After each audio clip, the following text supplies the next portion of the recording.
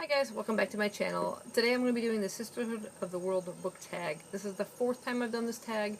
Each time it's different because when you get tagged, you answer the questions the person set for you, and then you tag so many people and create your own questions. I will not be doing that this time though. I'm going to tag some people, but I'm just going to have them answer these questions because I don't have any questions I can make up. These are really good ones, and I want to hear the answers to these questions from other people. So anyway, there are 9 questions in all, and the first one is, what is a required book from elementary school or high school that you thought you'd hate but ended up really enjoying? I cannot think of a single one. Whenever I got a book assigned for me in school, I was always curious. I was anxious to get started reading it, excited. I never thought, looking at it like, oh god, I'm going to hate this thing. I never really had any preconceived thoughts about it. I just kind of went in excited to read a book, so nothing on that one. Number 2, did your classes do book presentations in school? Did anyone else's presentations make you want to read the book they were talking about? No, we didn't do presentations in school. I think I would have liked to have heard other people's thoughts on books, like watching, Booktube now. But I'm kind of glad we didn't, because I wouldn't have wanted to have to get up in front of class and do a presentation. Too introverted for that. Number 3, what is your favorite book you've read so far this year?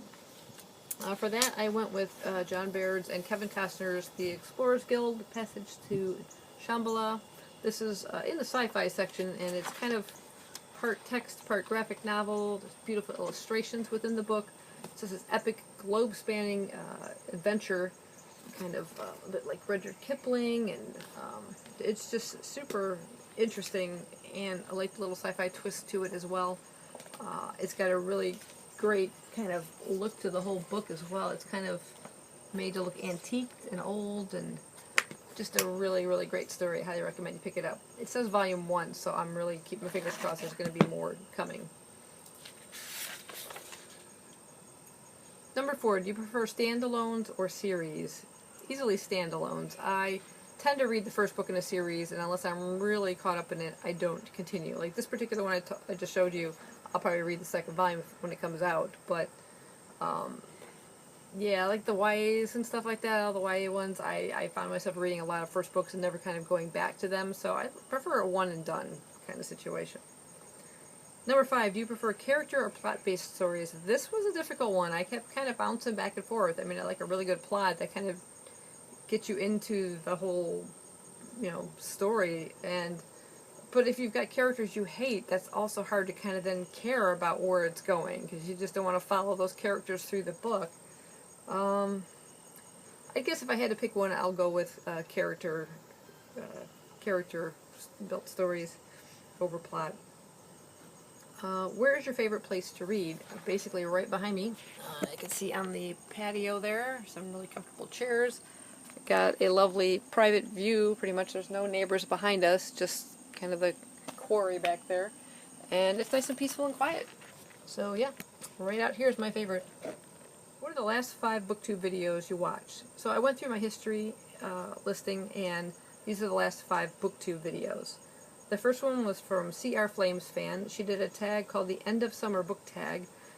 In fact, I've just filmed mine, so you may have either seen it already or will be seeing it sometime after this one. And she's a fairly new booktuber. I really like her. I forgot how I just kind of stumbled across her. She does a wide variety of genres. She reads fiction, nonfiction. She's a big, huge hockey and Star Trek fan. And just a real sweet personality. I really love her channel. I definitely recommend you guys check her out. The second one was a Steve Donoghue video. You almost know there's going to be one in here because he puts out so many videos. And if you don't know who Steve Donoghue is, you've been hiding under a rock. Super book knowledgeable. He's been a bookseller. He's a professional book reviewer. He's all over Booktube. He hasn't been doing Booktube videos for very long, but I think he's got more videos out than most of us already. The one I saw was the Guilty Reader book tag, which he tagged me in, and I've also filmed that already, so you may have either already seen it or will be seeing it after this one. The third one is Booky Lorra, again, a booktuber that I've just kind of recently come across. I don't even remember how I found it. Might have been a YouTube recommendation. Hey, you should check this person out. Whatever it was, I'm glad I did. I really enjoy her channel as well. She also reads a variety of books and genres, and sci-fi, and she's a Michael Crichton fan. She's just everywhere. and she's also participating in ShakeTube, so it's interesting hearing her responses to the various plays that we are reading. I really enjoy her channel as well, and she just put out a video called September Goals TBR. That was the last one I watched.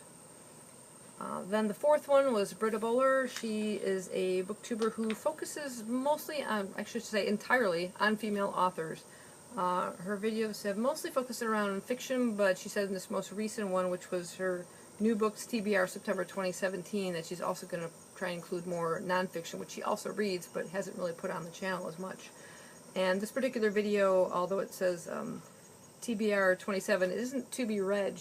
Her TBR videos are more to be released, so they're upcoming releases, just kind of letting her viewers know of what's coming out fairly quickly. And the very last one was SavidgeReads. Simon is awesome. I love his channel. I watched his August book haul part 2. He's very personable. It's like sitting down having a chat with somebody over tea. There's no script planned out. There's nothing. It's just off the cuff. He's hilarious. Cracks me up. But he also is a wide interest of what he reads. He reads a lot of new releases. He's reading a lot of advanced copies, so we're finding out about books before they hit the shelves, and I just really enjoy his channel. Number 8, the last 5 non-Booktube videos you watched. So the first one that comes up is Peter Draws. He did a video called A Fun Way to Start Any Doodle. He is an artist. I think that's that's his main job. He's a doodler. He does these amazing detailed work, and he's had several books published, like coloring books with these doodle drawings in there. I've seen a couple at Barnes & Noble.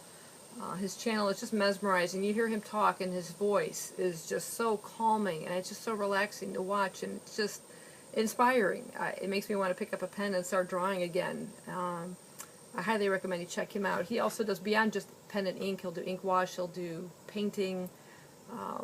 He uses some strange techniques. He's also very funny. He does some very quirky videos sometimes that'll just make you laugh your head off, and some that aren't even related to artwork, that are just off the cuff. I think he did something with cooking eggs or something in some bizarre thing the other day, but he's just got a really great channel. Number 2 is the Real Alex Birdie. I watched his video on being trans and not feeling my age. This is a young gentleman who's been documenting his transition from female to male, and this is just a really intriguing topic, and watching the growth of this young man becoming the person he always knew he was. He's also coming out with a book in November calling Transmission, My Quest to a Beard. His quest to a beard was sort of like the topic of his YouTube channel when he began his transition, but I find it really great channel. Number 3 is Timeline. I stumbled upon this one when trying to find out some information. What was it about? I think it was when I was reading Wolf Hall. I wanted to find out more about like Thomas Covenant and Thomas More, and just more background information. And I found this Timeline channel. It's world history documentaries. And the particular one I watched recently was Britain's Bloodiest Dynasty, Betrayal, Part 1 of 4 of the Plantagenets. It's filmed sort of like part documentary, part TV show. You have a narrator who takes you to actual locations in and around Britain and France, and then it shifts sometimes, and you'll see enactments of things, and it looks like you're watching part of Game of Thrones. I mean, it's just so detailed, and it's just captivating, and I can't wait to kind of continue and find out more of part 2. This one kind of featured Henry II, the first Plantagenet king, and hearing about Henry II and Becket makes me want to watch the movie Becket again, with Richard Burton and Peter O'Toole. I love that movie. I had it on VHS, and of course VHS is gone now, so I need to track it down on DVD, but great movie, really great YouTube channel. Timeline World History Documentaries.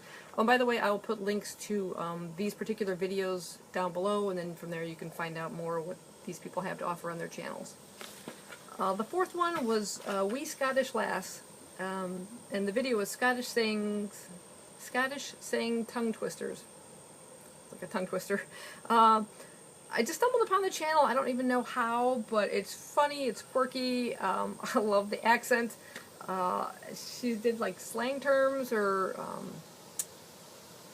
like Scottish slang terms and things like that. It was just fun. It was just you know, passing time, and I just came, like I said, I just came across it, and I just got a big kick out of it.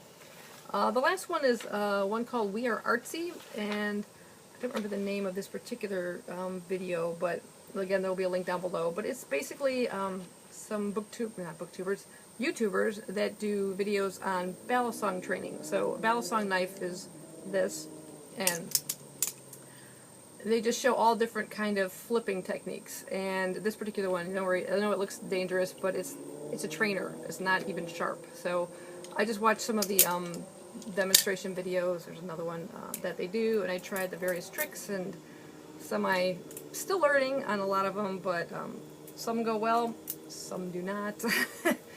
But again, it's nice to have one that doesn't have a real blade, but it's just, from my martial arts training, it's just something else that I wanted to pick up and try. I like the weapons, the nunchucks and the double sticks, and these. I've had balisong knife for decades now, but when I originally had one, it was a real one, and I had to like cover it with tape so I didn't cut myself. But it's nice to have these particular ones now. So anyway, moving on. The very last one is just, if you could live in any world with any character, what and whom would they be? I couldn't really think of anything. There's some crazy worlds out there. It's a crazy world we're living in now. No place is really, you know, the greatest place to be. So I'm just going to kind of leave that one blank. I can't really come up with anything. I mean, like, there'd be like parts of worlds I'd like to live in. I'd love to live in part of Harry Potter's world with the magic and Hogwarts and yeah, but not than the evil magicians and, you know, Lord Voldemort out there. So I don't know. I just couldn't come up with anything for that, so I'm going to leave it blank. But the next thing to do is just to tag some people. So I'm going to basically tag most of the people that I mentioned in this video. That'll be Steve at Steve Donoghue, Laura from Booky Lorra, Cheryl at CRFlamesFan, Britta from Britta Böhler, Simon at SavidgeReads, and I'm just going to include one more, is Vipka at One Book One Review. I hope you guys enjoyed this. This is the Sisterhood of the World book tag number 4. See you guys next time. Bye-bye.